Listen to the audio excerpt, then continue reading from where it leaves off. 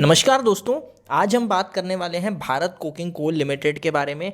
हमने पिछले वीडियो में भी इसके बारे में बात की थी, बट ये वाला जो वीडियो है ये पर्टिकुलरली डिटेल्ड हमने रिव्यू के लिए हम ये वीडियो बना रहे हैं इस पर्पज़ से। इस वीडियो में हम ग्रे मार्केट प्रीमियम कंपनी का क्या बिजनेस मॉडल है, फाइनेंशियल्स एंड फंडामेंटल्स, आईपीओ की क्या डिटेल्स है, प्राइस बैंड से लेकर डेट और उसका कोटा वगैरह सब कुछ डिस्कस करने वाले हैं। इसी के साथ लिस्टिंग और आपका लॉन्ग टर्म का क्या ओपिनियन रहने वाला है, हर एक चीज़ को बहुत ही अच्छे से हम इस वीडियो में क्लियर करेंगे आपका। और इस वीडियो को देखने के बाद आपको कोई दूसरा वीडियो देखने की ज़रूरत नहीं पड़ने वाली है। अगर आप अप्लाई करने की सोच रहे हैं तो ये वीडियो ज़रूर आपके काम आएगी। चलिए अब मैं आपको एक डिस्क्लेमर दे देता हूँ कि ये वीडियो सिर्फ एजुकेशनल पर्पज़ के लिए है।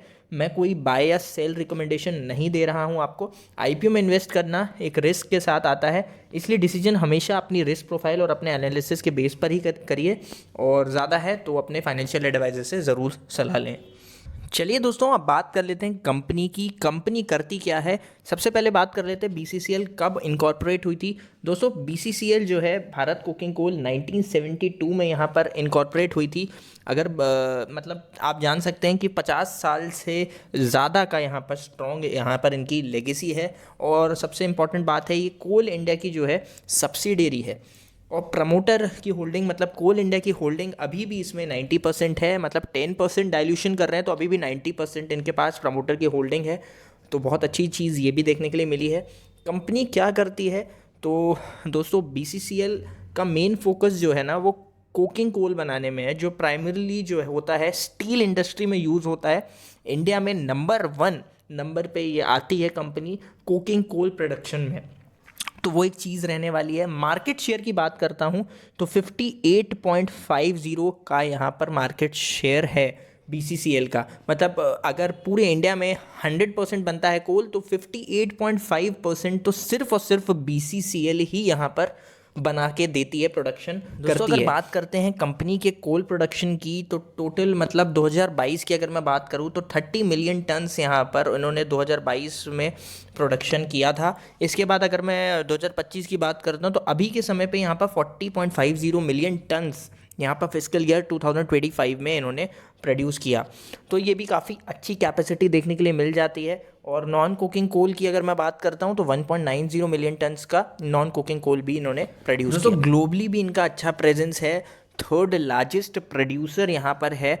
और चाइना फर्स्ट नंबर पे आता है और ऑस्ट्रेलिया सेकंड नंबर पे आता है और थर्ड नंबर पे यहाँ पर इनका नंबर आता है। तो बहुत अच्छी चीज़ है कि इंडिया को भी यहाँ पर रिप्रेजेंट कर रहा है एक सेक्टर में। और अगर मैं बात करूँ माइंस की तो टोटल माइंस यहाँ पर आपको 32 माइंस इनकी देखने के लिए मिलती हैं, जिसमें से 25 जो है ओपन कास्ट माइंस हैं और जो 3 हैं वो अंडरग्राउंड माइंस हैं, और जो 4 माइंस और हैं जो वो मिक्स्ड माइंस हैं, मतलब ओपन कास्ट भी हैं कम अंडरग्राउंड माइंस हैं। तो ये चीज़ है। जो इनका लीज्ड एरिया है ना जहाँ पर ये काम करते हैं वो lease hold area 288 square kilometre का है, जहाँ पर मतलब इनकी ज़्यादातर माइनिंग वगैरह होती है। तो वो एक चीज़ रहने वाली है। इसी के साथ साथ अगर मैं बात करता हूँ इसके जो है कहाँ पर सबसे ज़्यादा मेजर लोकेशंस है जहाँ सबसे ज़्यादा काम होता है, तो वो रहने वाली है झारिया जो झारखंड में है और रानीगंज जो वेस्ट बंगाल में है। तो ये मेजर लोकेशंस हैं जहाँ पर कंपनी ऑपरेट करती है। इसी के साथ अगर मैं वॉशरीज़ की बात करता हूँ, वॉशरीज़ का जो एडवांटेज है और मतलब जो बोलते हैं ना कि भाई कोयले को भी जो रहता है उसको धोना वगैरह भी पड़ता है, तो उसकी भी जो चीज़ें हैं वो वॉशरीज़ का भी इनका वॉशरीज़ में भी काम करते हैं। इंडिया की टोटल कोल वॉशिंग कैपेसिटी का 50% यहाँ पर बीसीसीएल के पास ही है। तो वो एक चीज़ रहने वाली है। कैपेसिटी का अगर मैं बात करता हूँ तो वो भी एक्सपेंशन कर रहे हैं। 1160 करोड़ का यहाँ पर इन्वेस्टमेंट कर रहे हैं, कैपेसिटी बढ़ा रहे हैं वॉशरीज़ की। तो वो भी एक बिज़नेस को यहाँ पर आगे बढ़ाने में ज़रूर काम आने वाला है। तो वो एक चीज़ मैंने आपको बता दी। अब बात कर लेते हैं कंपनी के फाइनेंशियल्स की। तो कंपनी के फाइनेंशियल्स की अगर मैं बात करूँ तो रेवेन्यू और एसेट्स की अगर मैं बात करता हूँ तो रेवेन्यू जो है वो स्टेडी ग्रोथ दिखा रहा है। यहाँ पर आप देख सकते हैं स्टेडी यहाँ पर ग्रोथ दिख रही है ईयर ऑन ईयर। और जो है मैं ऐसा तो नहीं कहूँगा कि बहुत ही ज़्यादा ग्रोथ है, बट हाँ स्टेडी ग्रोथ है। टोटल इनकम भी ज़्यादा ग्रो नहीं किया है मतलब, पर स्टेडी है यहाँ पर।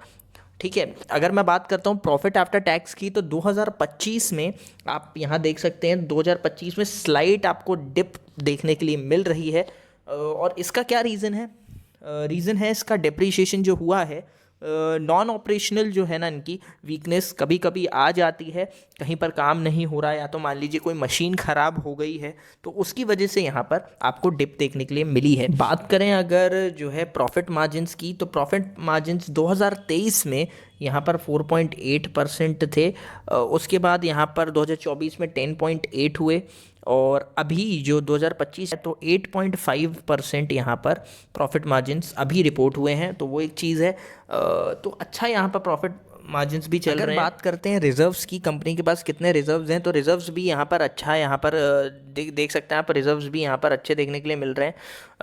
1006.52 के आसपास यहाँ पर रिजर्व्स भी हैं। तो बहुत ही अच्छे यहाँ पर कंपनी के फाइनेंशियल्स भी देखने के लिए मिल रहे हैं। अगर बोरोइंग्स की बात करते हैं तो बोरोइंग्स भी 1560 करोड़ के आसपास है। तो ज़्यादा बोरोइंग्स यहाँ पर आपको नहीं देखने के लिए मिल रही है। डेट टू इक्विटी इसके हिसाब से 0.2 के आसपास बनेगा। तो 0.2 मेरे ख्याल से मैनेजेबल है। ROCE जो है कंपनी का वो यहाँ पर 30.13% है। इसी के साथ रिटर्न ऑन नेटवर्थ यहाँ पर 20.83% है। और प्राइस टू बुक वैल्यू भी कंपनी की बहुत ही रीज़नेबल रखी गई है, 1.63, जो काफ़ी रीज़नेबल है। मुझे लगता है कि जो इसके कॉम्पिटिटर्स हैं, हालांकि इसका कोई इंडिया में कॉम्पिटिटर्स नहीं है, बाहर ही हैं, तो इनके कॉम्पिटिटर्स दिखाए गए हैं वो US के कॉम्पिटिटर्स हैं। तो वो एक चीज़ है। दो कंपनियां हैं और दोनों ही कंपनी के जो पीयर मतलब जो इनके पीयर्स हैं, ग्लोबल पीयर्स, उनके जो पी रेशियो है वो 15, एक का 15 है, एक का 19 है। तो वो एक चीज़ रहने वाली है। तो मेरे को लगता है कंपनी बहुत ही ज़्यादा रीज़नेबल है और अट्रैक्टिव भी यहाँ पर लग रही है इस प्राइस रेंज में। और अगर मैं बात करता हूँ उसके पी रेशियो की, तो पी रेशियो भी जो है 8.64 अभी प्री IPO में है। तो वो भी रीज़नेबल देखने के लिए मिल रहा है यहाँ पे।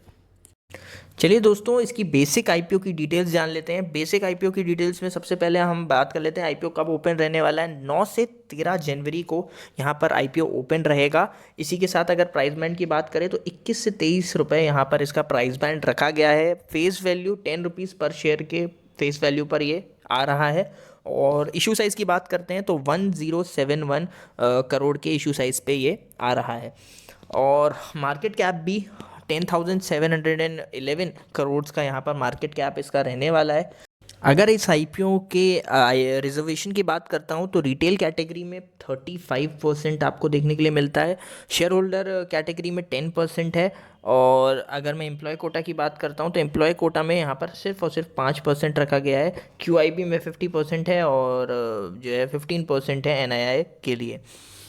अगर बात करते हैं लिस्टिंग गेन्स की, तो लिस्टिंग गेन्स क्या हो सकते हैं? देखिए, कंपनी का जो वैल्यूएशन है वो मेरे को काफ़ी बेहतरीन लगा है। यहाँ पर काफ़ी अच्छी वैल्यूएशन पे आ रही है।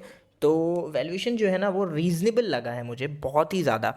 और सब्सक्रिप्शन भी मेरे को लगता है कि भाई स्ट्रॉन्ग आने वाला है सब्सक्रिप्शन। और एंकर्स भी जो है उनका भी मेरे को रिस्पॉन्स लगता है कि पॉजिटिव ही आएगा, ऐसा मोस्ट लाइकली लग रहा है मुझे। और GMP जो है वो भी स्ट्रॉन्ग अभी चल रही है। तो वो चीज़ है। अभी जब मैं ये वीडियो बना रहा हूँ तो GMP अराउंड 13 के पास घूम रही है।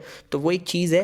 तो वही है, ज़्यादा रिस्क यहाँ पर देखने के लिए मुझे इस IPO में लग नहीं रहा है listing gains point of view से। अब बात कर लेते हैं कि क्या लॉन्ग टर्म व्यू उसका क्या रहने वाला है। देखिए, सबसे पहले हम पॉजिटिव्स बात कर लेते हैं। पॉजिटिव्स जो हैं वो आप देख सकते हैं भाई, सेक्टर का लीडर है तो वो एक चीज़ है। और लार्जेस्ट कोकिंग कोल प्रोड्यूसर है इंडिया में, तो वो भी एक चीज़ हो जाती है, काफ़ी स्ट्रॉन्ग पॉइंट है। स्ट्रॉन्ग मार्केट शेयर भी इनका देखने के लिए मिल रहा है। इसी के साथ अगर मैं देखूं तो भाई मोनोपोली है कंपनी की, यहाँ पर मोनोपोली है कोकिंग कोल में, तो वो भी एक चीज़ बहुत ही अच्छी है। फाइनेंशियली भी कंपनी काफ़ी स्ट्रॉन्ग लग रही है। फाइनेंशियल्स भी हमने देखे यहाँ पर काफ़ी स्ट्रॉन्ग्स हैं। इसी के साथ ROE और ROCE भी हाई लग रहे हैं। और प्रमोटर की होल्डिंग भी यहाँ पर 90% है, 10% ही डाइल्यूट करी है, तो वो एक चीज़ है। और सबसे इम्पॉर्टेंट बात ये है कि भाई PSU बैक्ड है। भाई कोल इंडिया काफ़ी बड़ा नाम यहाँ पर कोल इंडिया है, तो PSU बैकिंग भी आपको मिल रही है। तो ये है इसके पॉजिटिव्स। अगर हम नेगेटिव्स की बात करते हैं तो नेगेटिव ये है कि भाई कोल जो रहता है ना काफ़ी वोलेटाइल है। तो वो एक चीज़ है, वोलेटिलिटी यहाँ पर बन के आते ही है। नेगेटिव में, और लॉन्ग टर्म जो है रीन्यूएबल एनर्जी का शिफ्ट होता रहता है, तो वो एक चीज़ बन के आती है। बट अभी भी जो है स्टील इंडस्ट्री में कोकिंग कोल की डिमांड अभी भी काफ़ी टाइम तक रहने वाली है, तो मुझे नहीं लगता अभी कोई दिक्कत आने वाली है। यहाँ से अभी आप 20-25 साल ले लें तो अभी कोई दिक्कत दिख नहीं रही है मुझे। बात करें अगर फाइनल वर्डिक्ट की, तो ओवरऑल मुझे तो कंपनी काफ़ी स्ट्रॉन्ग लगी है, फाइनेंशियल्स भी सॉलिड हैं, और वैल्यूएशन जो है मेरे को रीज़नेबल लगी, मैंने आपको बताया ही। और लिस्टिंग और लॉन्ग टर्म व्यू मैंने आपको शायद शेयर की, मेरे व्यू पॉइंट्स जो मुझे अट्रैक्टिव लग रही हैं चीज़ें, वो चीज़ मैंने शेयर करी, नेगेटिव्स भी आपको बताए। तो बस मैं आपको ये फिर से याद दिला देता हूँ कि जो फाइनल डिसीजन रहेगा ना, वो आपका ही रहने वाला है। आप सोच समझ कर ही डिसीजन लेना, और जीएमपी देखकर डिसीजन मत लीजिएगा। जीएमपी क्या है, फ्लक्चुएट होता रहता है, तो जीएमपी के भरोसे मत बैठिएगा। और अगर आपने मेरा पिछला आईपीओ एनालिसिस वीडियो मिस कर दिया है तो उसको भी ज़रूर जाकर देखिए, बहुत ही आपके लिए मतलब अच्छा रहेगा। और वीडियो पसंद आए तो लाइक करें, चैनल को ज़रूर सब्सक्राइब करें, कमेंट सेक्शन में मुझे ज़रूर बताइएगा कि आपने अप्लाई किया या नहीं, और मिलते हैं नेक्स्ट वीडियो में। तब तक के लिए साइनिंग ऑफ।